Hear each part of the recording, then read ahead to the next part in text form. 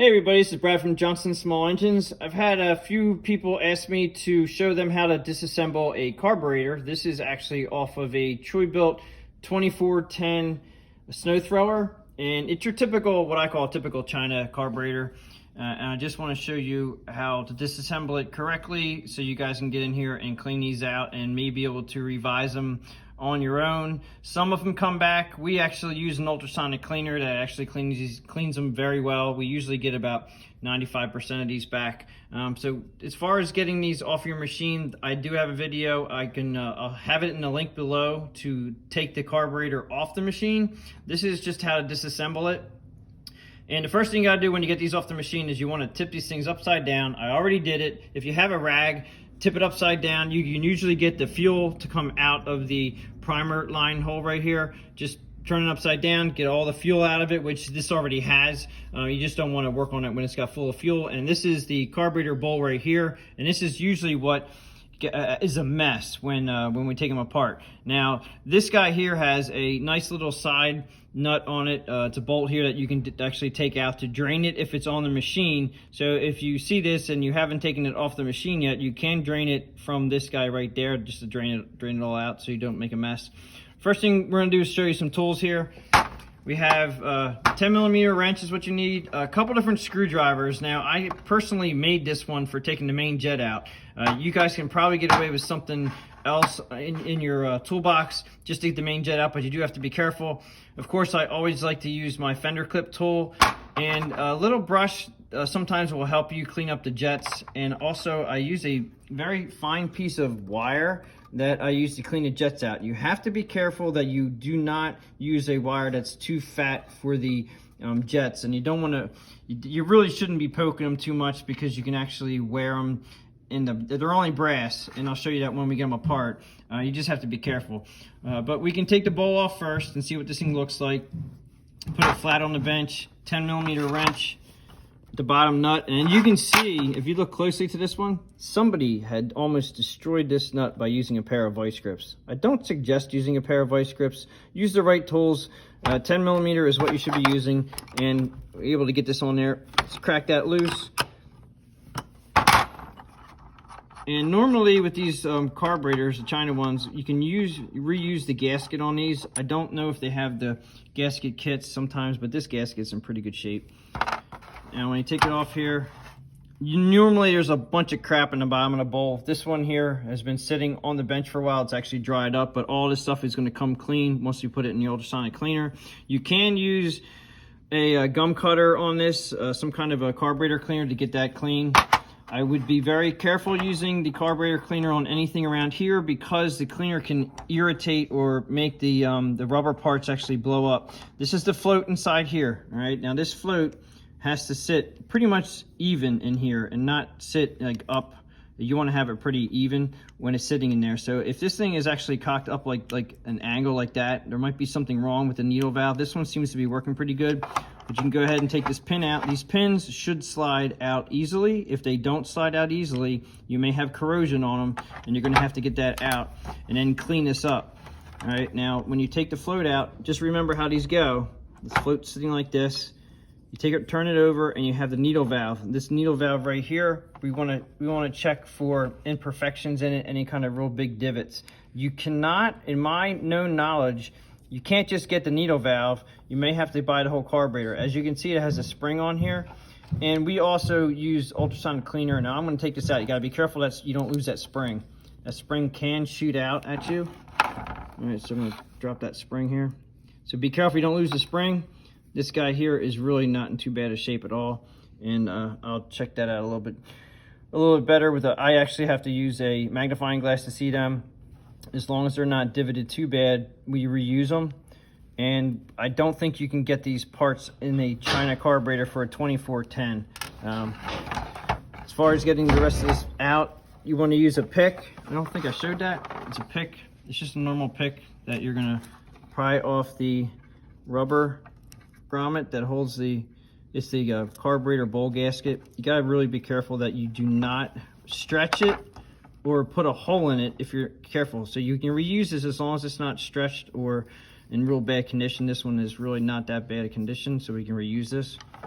Okay, and now you're into the inside here, and you want to look down in this hole here where the needle valve is, and just make sure this one's actually not too bad. A lot of times these get green, corroded, really bad in there, and you can see the hole. That's where the fuel will come in this inlet right here. The fuel comes in through here, and then it comes down, drops through the needle valve, and that's where the float, so it'll come into the bowl of the carburetor, and the float will shut off the needle valve inside this brass seat. So we need to clean that out, and you can use a gum cutter inside there if you need to. The main jet is here, and this one you can actually see inside there. It looks like it may be clogged, and the only way you can see how it has it looks like a slide head screwdriver can go down inside there. That is brass. You have to be very careful that you do not ruin that brass part.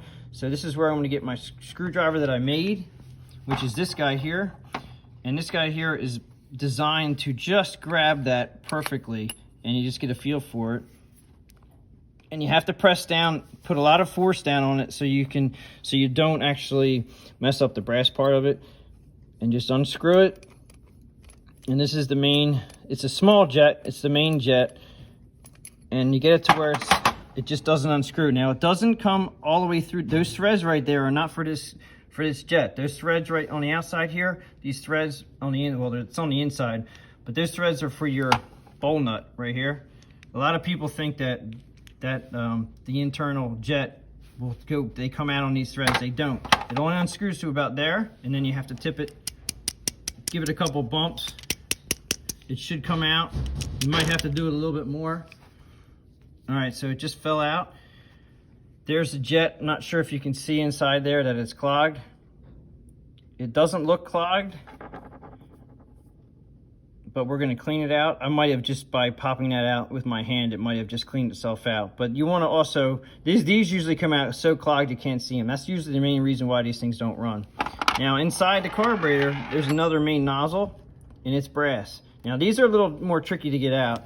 If you keep bumping it, sometimes it'll come out. Now I do recommend, I didn't say this before, but a block of wood. So if you get a block of wood and you tap it, okay, so this one's gonna be a bear. There it is. Now, when they come out, all right, you just wanna make sure that you remember which way they go in. All right, so it came out, and this one here has lots and lots of little holes. And these holes will get clogged, and you have to, I usually use a very small piece of wire and I poke through them. So you just want to poke through them all, but just saying how this is set up to go back in.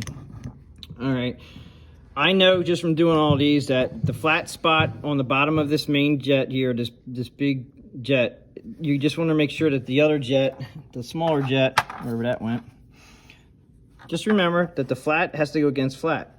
So you have flat jet here, and you know it only goes in one way, this guy here, because you have to screw it in with the screwdriver, but it's going to go on the flat part of the main nozzle tube, this guy here. So you're going to put that guy back in, the main nozzle tube with the flat on the bottom, and that'll just slide up inside there like that.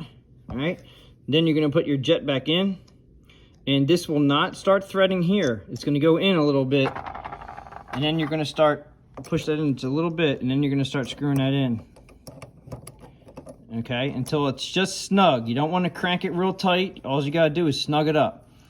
All right, and once it's snugged up, you're good to go. And that's how you reinstall the tube, the main nozzle tube, and then the jet here. Now I'm going to take it back out again just so I can clean this carburetor up. But I'm also going to show you guys another couple orifices that we got to get out, and another idle jet. This is the main jet, high-speed jet right here. Okay, you're going to take them out. We're going to also clean them out, and we're going to put that in ultrasonic cleaner. Come around to the front of the carburetor here, and there is a jet here. Okay, it's right under here, and they hide it away, and you want to get that guy out. So you're going to take one of your screwdrivers, you're going to take off, this is the idle screw. All right, so now this idle screw, this is your throttle, okay, and it has a little bit sticking out right here, and you want to make sure when you take this idle screw out that you put it back in correctly, and as far, you want to have it in far enough that it's going to have an idle. So what I recommend is just make sure you know how far, well, you can go by threads, or you can just, I usually just go by, this will screw in to hold this cap here, this cap going halfway on it. And when you're going halfway on it, you're pretty much going to have the threads coming out that you need to make it idle. If you don't have it out far enough, or if you have it out too far, it will idle real high at low speed, and you don't want that. And so you don't want to have it sticking out too far. You can measure that end if you want to, or like I said, when we take this apart, you'll see what I'm talking about. But I'm going to take this out, take it apart now. And I have a different screwdriver for that one. Just fits inside here. You unscrew it. Okay, so that comes out. Now this is a jet also, and that's where my fender clip tool comes in handy. And you can just a little bit left, a little bit right, just keep prying on it. It pops right out. It also has a brass part on the inside here, and it's got a very tiny hole. All right, very small. And I will also use a piece of wire and clean that. I wouldn't suggest using gum cutter on this kind of thing because it's plastic, and there is an O-ring on here you have to be careful of. So maybe just, if you have compressed air, blow it out, and also maybe a very fine piece of wire that you can fit in there just to unclog it. Again, we put these in ultrasonic cleaner to help us out, but you can clean them manually. Make sure you do a good job on that. And pretty much the hole in here, you can blow through compressed air if you can. That'll also clean that out in there, because there's an orifice there that goes along with this orifice in here that has to be cleaned before everything flows. Now on the back side of this, all right, now you're seeing this is the top, this is your throttle. So on the engine side of this, inside the throat, there is actually a few holes back in there, if you can see them. Very hard to see. There is actually, I think, 4 of them on this one, and you do have to clean them holes. You can spray some gum cutter in there. I actually use, there it is, it's right inside there in the back. I use a very fine wire, and I will poke them before I put it in the cleaner. All right, this little guy here, this brass part right here, this is the idle circuit that they actually will not allow you to, you can't take that out. Some of the old ones you could take out, you cannot take that out. So that's just in there. I've never had a problem with it. But basically cleaning out those ports, those little teeny holes inside there, come around to the Welch plug that's here. All right, that's what you're cleaning inside of. And you can take those Welch plugs out, but I'm pretty sure you cannot get these kits. These carburetors you can get ranging from OEM $65 to aftermarket, which can be like as low as, like, I've seen them as low as like $15. They don't really have a whole kit for these to do it. So you just want to do what you can to clean them, and what I just showed you should clean it up to the point where you can, you know, get these things running again. Now when you put this guy back in, which is this jet, you got to be careful, and I usually use a little bit of water or something, just a little bit, just to get these. There's an O-ring on the side of these. There might be 2 of them here. There's one right here. Yeah, there's just one right there. You just want to put a little lube, maybe a teeny bit of something that's just slippery. You don't want to use anything that shouldn't be in the carburetor, but sometimes you got to get them to fit down inside here. And when you put them down inside here, if you don't get this pushed down all the way, seated properly, now right there, it's seated properly, it's all the way in as far as it's going to go. This is what's going to happen, is that this screw here will not, you can't fit this in evenly, so it won't screw in. So you got to make sure that this guy is seated properly, and you got to make sure that this guy is going in straight, because if it doesn't go in straight and you cock it at an angle, it's not going to seat, and you're not going to, you're going to cross thread. It's plastic, so you got to be real careful. Once you get this thing about halfway in, this one's going in pretty easy. Usually I have to use a screwdriver, but once it's halfway in, which is right about there, I guess, then you come around here and you can see it's just about where it was, sticking out the other side. So where this is your throttle stop. Okay, so that's your idle. You just don't want to have it sticking way far out, or you'll never have an idle, and you wonder why this thing is screaming all the time and just full throttle. So it's nice to have the idle circuit working, or the idle screw properly adjusted. If you get it all back together again, you may not be able to get to that screw to adjust it easily when it's on the machine. That's why I suggest just making sure it's as close as you can get it off the machine. So that pretty much sums up how you take it apart, and hopefully you guys will be able to clean these things on your own. Like I said, you got to be careful with the gum cutter. As we were talking, and I just see that this has actually got dried up. This is just old flaky fuel that has dried up, and you can just, if it's, as long as it's not cracked, you can just clean this up. A little bit of just any kind of cleaner, simple green will get this off. As you can see, it's coming out of my fingers, it's brown. And that's what fuel gets pretty messed up when it dries up and gets all crusty. And jet, like I said, these jets, you just want to poke through them with a very fine wire. We're going to put this, these are going to go into ultrasonic cleaner. The bowl will go into an ultrasonic cleaner. You can clean that too. The needle valve, as long as it doesn't have any major divots on it, you can get away with using the needle valve again. And I got to look at that a little bit more up close, but I think it's going to be fine. And then we have the spring somewhere around here. We don't want to lose the spring. I have it over here. So just remember that when this goes back on, that spring has got to go right here. It goes on here. And then you have to put, what I do is I'll pull the spring down and hold it with my finger. And as you can see, pulling with the one hand is a little bit tricky, but when you get it inside here, slide it on. It should slide on.